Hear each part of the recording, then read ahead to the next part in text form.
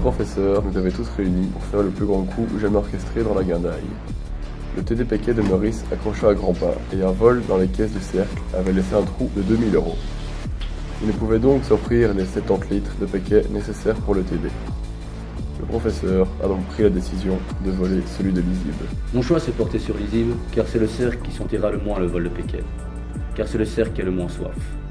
On a décidé de se donner des noms de communes de Bruxelles. La petite blonde, c'est XL. D'une hygiène de vie irréprochable, elle est la plus habile et la plus agile du groupe. Le jeune noir, assis plus loin, c'est Anderlecht.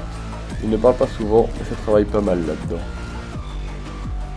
Le barbu, surnommé Forêt, nous a prouvé lors de son roi des bleus qu'il était le plus déterminé de tous, prêt à aller jusqu'au bout, peu importe le prix.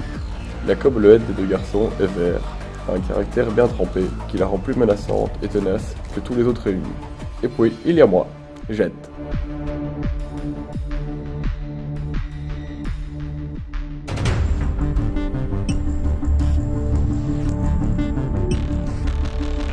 Lors de notre dernière délégation à Lisible, j'en ai profité pour placer des caméras partout dans les couloirs.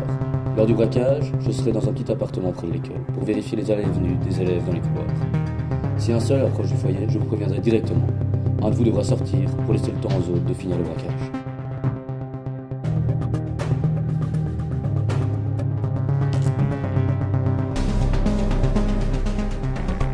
Notre plus grande peur était qu'un comitard Easy débarque au foyer durant le braquage.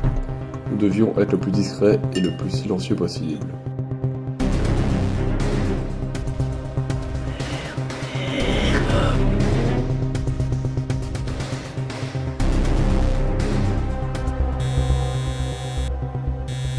Allez les gars, répondez.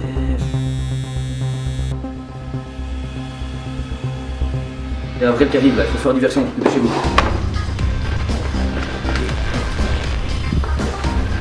Et ça va, vous? Et puis, je sais pas, pourquoi c'est prochain TD, les humoristes. On peut en parler au Fayezir.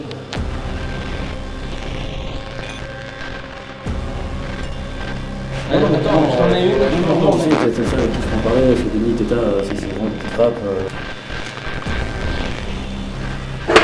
Les gars, on décolle.